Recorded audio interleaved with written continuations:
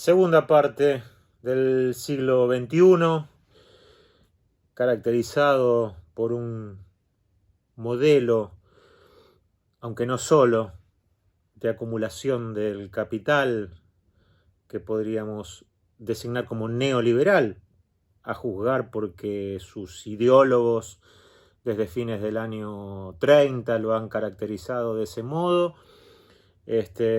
Repito, y ya vamos a ver luego que no lo podemos considerar de ninguna manera como un simple modelo económico, porque el neoliberalismo excede ampliamente a cualquier consideración de este tipo. Pero ciertamente en sus inicios el neoliberalismo o estos ideólogos, empresarios, intelectuales, economistas, reunidos inicialmente en pequeños círculos, en sectas, ¿no? En reductos conspirativos, podríamos decir, o reunidos para conspirar contra el estado de bienestar que comenzaba a dar sus primeros pasos, muy especialmente a partir de que asumió Roosevelt al poder en Estados Unidos y hizo un New Deal, sus políticas de tipo keynesiana basadas en el consumo interno, en el crecimiento a través del empleo, digamos un crecimiento inclusivo, en el fortalecimiento de los sindicatos, eh, digamos, en el énfasis puesto del lado de la demanda, ¿no? Una demanda interna que iba, o demanda agregada en términos económicos, que iba generando las condiciones de un confort de las mayorías. Eso que se dio en llamar estado de bienestar, crecimiento, trabajo, pleno empleo, consumo interno, asignaciones sociales, salarios elevados. Bueno, por algo ese tiempo se dio en llamar los años dorados o gloriosos del capitalismo. En para este mismo tiempo, ¿no? Algunos consideran que el acta fundacional del neoliberalismo fue el llamado coloquio Walter Lippmann, en homenaje a un periodista, creo que norteamericano, de ese nombre, pero luego la Sociedad de Montpellerin, bueno, una serie de la Facultad de Economía de la Universidad de Londres, la Universidad de Chicago, más aún, ¿no? La Universidad de Chicago, que en realidad fue la que quizás en términos simbólicos más trascendió, ¿no? A partir de sus Chicago Boys, que tantos vínculos han tenido con América Latina, muy especialmente a partir del golpe de Pinochet en Chile. Hubo una comunión entre Friedman y Pinochet, ¿no? Se combinó la aplicación de la ortodoxia neoliberal con un gobierno violento, autoritario, genocida. Recordemos siempre que los neoliberales desde los años 30, ¿no? Desde esos tiempos en que estaban agazapados y conspirando contra el estado de bienestar, consideraron que el único modo de generar que sus recetas tan terribles para la mayoría, para la vida, la dignidad humana, los salarios, los bolsillos de las mayorías, digo, algo tan terrible como eso pudiera prosperar, era necesario, decían ellos mismos, una gran crisis, un estado, perdón, de anomia generalizada, de incertidumbre, y que bueno, que convenciera a las poblaciones de que no quedaba otro remedio que aceptar las recetas de estos señores. Vieron en una dictadura, no exactamente una gran crisis, pero una dictadura, la posibilidad de dar sus primeros pasos. Chile inaugura de alguna manera, en términos teóricos prácticos, este modelo neoliberal. Le va a seguir la Argentina del 76 con otra dictadura, la dictadura cívico-militar de Videla y compañía, con Martínez Dios como ministro de Economía, que tenía un vínculo estrecho también con estos Chicago Boys, y que comienza a aplicar estas políticas de apertura comercial, de flexibilización, de endeudamiento, aunque en los 70 de una manera todavía tibia, digamos, ¿no? Hubo que esperar hasta los años 90 para que viéramos a la Argentina convertirse en un laboratorio neoliberal en el más amplio de los sentidos. Argentina fue uno de los mejores alumnos de los Chicago Boys y de todo este círculo de intelectuales neoliberales, cuyas recetas en realidad consistían en lo siguiente. Las hemos enunciado de algún modo la clase pasada, pero bueno, repasémoslas para que siempre, para que las podamos refrescar, porque además las vamos a seguir escuchando. Nosotros, los que somos mayorcitos, digamos, las venimos escuchando desde los años 70, ¿no? En los 80, obviamente, en tiempos del golpe de mercado contra Raúl Alfonsín, ni hablar de los años 90. Después hubo, bueno, también obviamente con el gobierno de la Rúa, y después hubo un impas, que ya vamos a ver muy breve, de 12 años, donde se aplicaron medidas de sentido absolutamente inverso, con resultados que estuvieron a la vista, aunque obviamente ocultados por los medios, y nuevamente a partir de principios de 2016 o de diciembre de 2015, como más les guste, una repetición trágica de todas y cada una de estas políticas flexibilizadoras, aperturistas, y que tienen como objetivo central, a ver, si hay una metáfora, una frase, una idea que define con mucha claridad a los neoliberales, es esta idea de la copa, ¿no? De la copa que se llena, o sea, los ricos que se enriquecen cada vez más porque hay un Estado que en vez de desaparecer le facilita los negocios, y entonces la copa, cuando está llena, pretendidamente comienza a derramar, léase a generar inversiones, trabajo, etcétera, etcétera.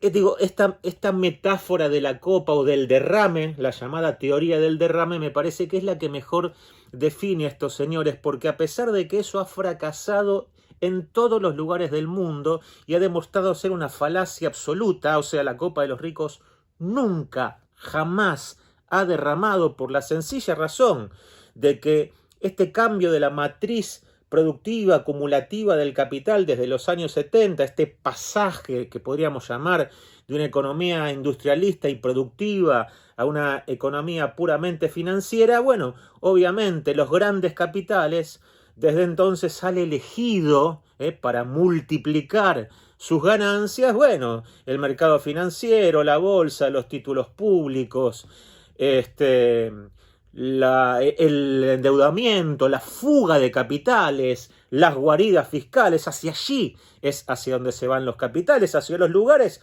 que le ofrecen mejores inversiones. ¿Y cuáles son siempre esos lugares, esas plazas, como se suele llamar en términos económicos? Bueno, aquellos lugares, aquellos paraísos donde los capitales pueden entrar y salir con absoluta libertad, llegar a hacer sus negocios y retirarse. Nunca, obviamente, quedarse para instalar una empresa, una fábrica, generar empleo, producir. Nunca, nunca, jamás. Por eso digo, si hay algo que define el neoliberalismo es el fracaso. El fracaso, si tenemos en cuenta que su promesa, obviamente, no puede ser otra que un crecimiento que va a llegar a la totalidad de la población. Si esa es su promesa, entonces tenemos que hablar de un fracaso contundente. Ahora, si lo miramos en otro sentido, podríamos decir que el neoliberalismo ha tenido éxito porque ciertamente los ricos se han enriquecido más que nunca, porque todas sus políticas en todos los países del mundo lo que han logrado siempre e inevitablemente es lograr una hiperconcentración de la riqueza. Fíjense hasta qué punto han logrado esa concentración que desde el último cuarto del siglo XX hacia acá, hasta hoy, en realidad, lo que no ha cesado de incrementarse es la concentración de la riqueza y como consecuencia la desigualdad. Hoy en día, según la mayoría de los organismos internacionales, el Fondo Monetario, el Banco Mundial, Oxfam, que es una organización sin fines de lucro que se dedica a establecer estas mediciones. Han generado como diagnóstico, ¿no?, que la riqueza, por supuesto, se reparte cada vez en menos manos, pero que, no me quiero equivocar, pero algo así como 26 familias, escuchen este dato porque es absolutamente aterrador, y esto es lo que ha logrado el neoliberalismo planetario, 26 familias en todo el planeta tienen ingresos equivalentes al 50% de la población mundial, o sea, a unos 3.500 millones de habitantes. Por supuesto que la pobreza se ha incrementado a niveles absolutamente inéditos. Bueno, la desigualdad, me parece que este dato es más que contundente. La marginalidad, todos los días, ahora bueno, suspendidos por este tema del coronavirus, pero todos los días podíamos leer en algunos medios las penurias que pasaban los inmigrantes que tenían que huir de sus países por el hambre, por la miseria, por las guerras, etcétera, etcétera. Miles y miles de migrantes, muchos de los cuales ni siquiera llegaban a destino porque morían en medio de la travesía. Y entonces, bueno, el neoliberalismo en el mundo ha tenido la suerte de que, a pesar de que inicialmente se impuso a partir de una gran crisis como la de los años 70 y de las dictaduras, a partir de los 90 logró generar ciertos consensos, y ya en otras clases vamos a ver de qué mecanismos se valió para generar estos consensos, ¿no?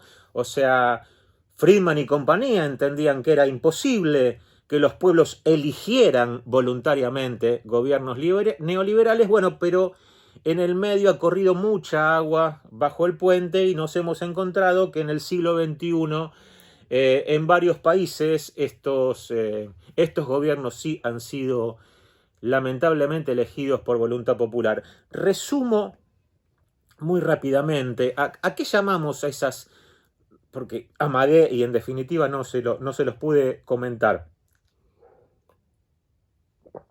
¿A qué llamamos esas recetas neoliberales, esas políticas económicas que seguramente les van a sonar, porque yo les contaba que no han dejado de ser repetidas desde los 70 para acá? En primer lugar, la idea de flexibilización absoluta del mercado de capitales. O sea, liberación de los capitales, liberación del mercado financiero, apertura comercial, ¿no? Ese modo de estar en el mundo. ¿Cómo se traduce, obviamente, esta flexibilización, esta apertura, esta liberalización? Bueno, se traduce entendiendo que los capitales pueden entrar, hacer negocios y salir del país cuantas veces quieran y como quieran, sin tener ningún tipo de restricción, o sea, sin que un Estado intervenga respecto de esos flujos financieros y los controle. Que un país, por ejemplo, baje los aranceles a las importaciones y permita una lluvia de productos importados, con una consecuencia obviamente que nunca la enuncian, pero es inevitablemente el cierre de las fábricas y las empresas nacionales que no pueden competir con esa lluvia de productos que llegan a muy bajo costo. El endeudamiento, ¿no? Claramente, ¿no? Esos capitales que están buscando plazas financieras donde hacer buenos negocios para después perfectamente volver a retirarse y a salir generando ganancias fabulosas.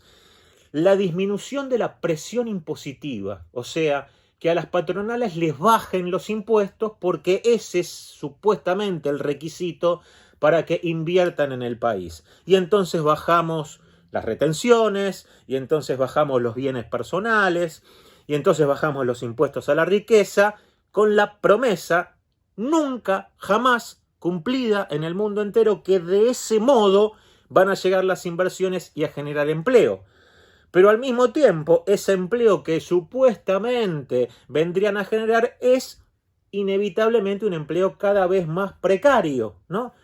¿Por qué? Porque el neoliberalismo tampoco ha cesado de repetir que lo que hay que bajar para que estos señores sigan haciendo negocios son los costos laborales. Concretamente, bajar los salarios y destruir en lo posible cualquier poder sindical capaz de organizar a sus trabajadores como para resistir. Tercera o cuarta, ya voy por la quinta pata del modelo neoliberal, privatización de todo lo público. No, el Estado en realidad es una maquinaria burocrática dedicada a gastar, a despilfarrar y por lo tanto no es capaz de manejar empresas públicas. Tenemos que privatizarlas.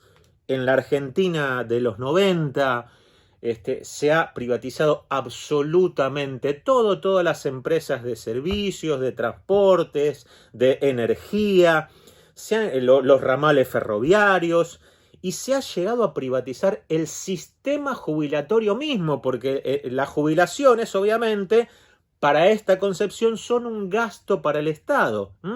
Y entonces, fíjense qué doble juego interesante. El Estado supuestamente deja de gastar en pagar jubilaciones, ajusta, tal como siempre han recomendado los organismos internacionales, y mientras tanto, esos aportes jubilatorios van a incrementar las tenencias financieras de los bancos, las AFJP, que se habían constituido ad hoc en los años 90. Bueno, realmente una estafa multimillonaria.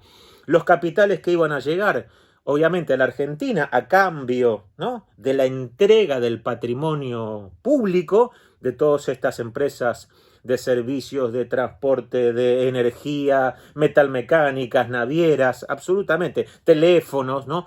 Todo se ha privatizado en la Argentina en los años 90, pero a cambio en realidad lo que hemos recibido prácticamente son papelitos, bonos de la deuda externa, que a las empresas, a los grandes inversores que compraban esos bonos, los compraban obviamente a su valor del mercado, no sé, de cada 100 pesos que valía el bono pagaban 20, sin embargo el gobierno de entonces les reconocía lo que se llama el valor nominal, o sea, se los tomaba por 100. Por lo tanto, las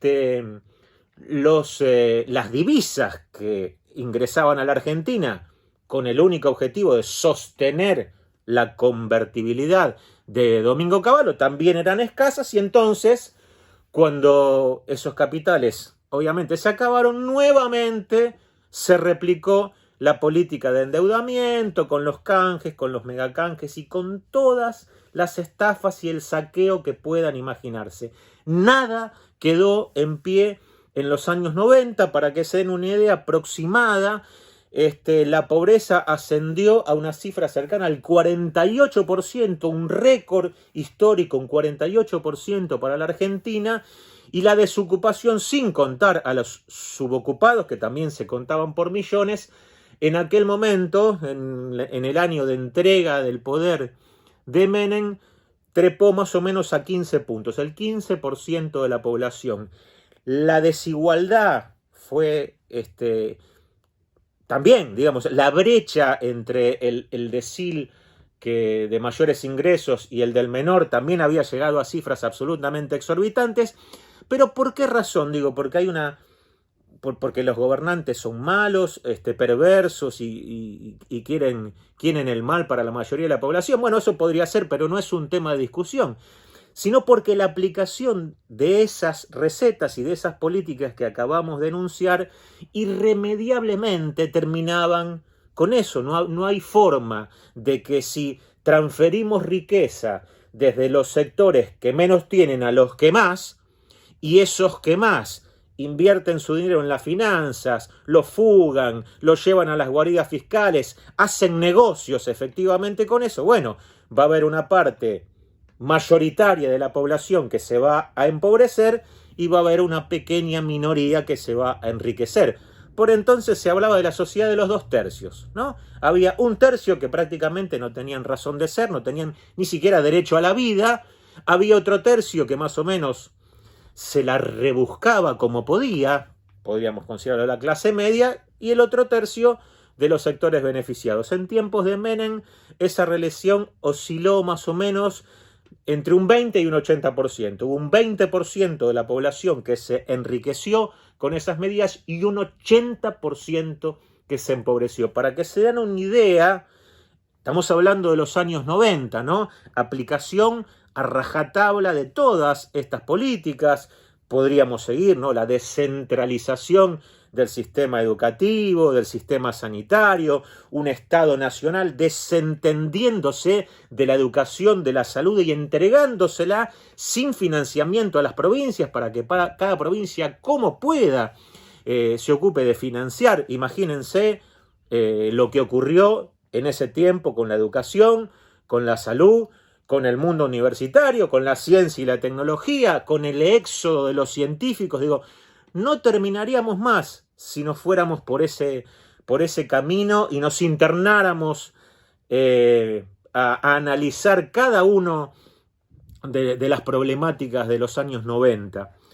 Pero sí les decía que los años 90 fueron un gran laboratorio del neoliberalismo, porque todas estas políticas que se resumían en el llamado consenso de Washington fueron aplicadas a rajatabla en la Argentina, una Argentina que se abrió al mundo, apertura comercial, se anularon las barreras aduaneras para los productos extranjeros, la economía y las finanzas se abrieron al mundo, llegaron los capitales, hicieron negocios, luego se retiraron, se fugaron.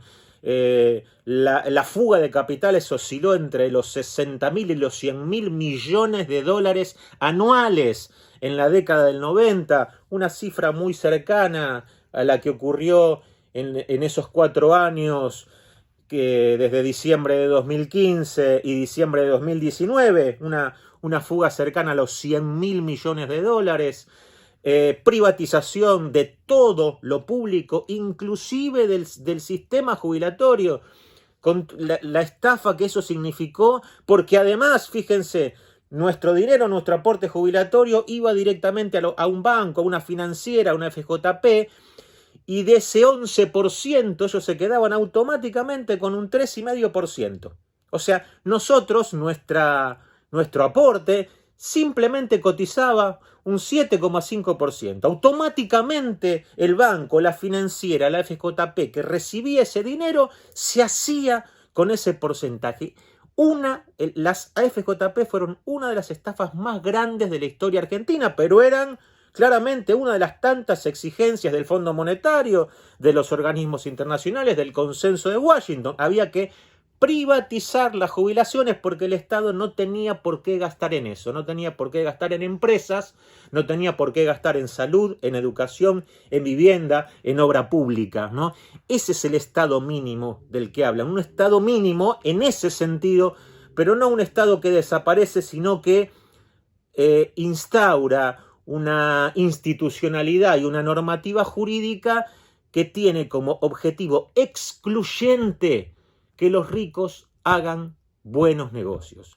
Cuando los ricos hacen buenos negocios, aquí, ahora, ayer, antes de ayer, en la historia, las mayorías siempre y necesariamente se empobrecen. Les decía que a principios del siglo XXI, no solamente en Argentina, sino en una parte importante de América Latina, hubo un proceso de signo absolutamente inverso, ¿no? Un proceso que puso el acento en la demanda, en el consumo interno, en el incremento de la cobertura jubilatoria, en las asignaciones sociales, en la expansión de la industria, en la ciencia y la tecnología, ¿no?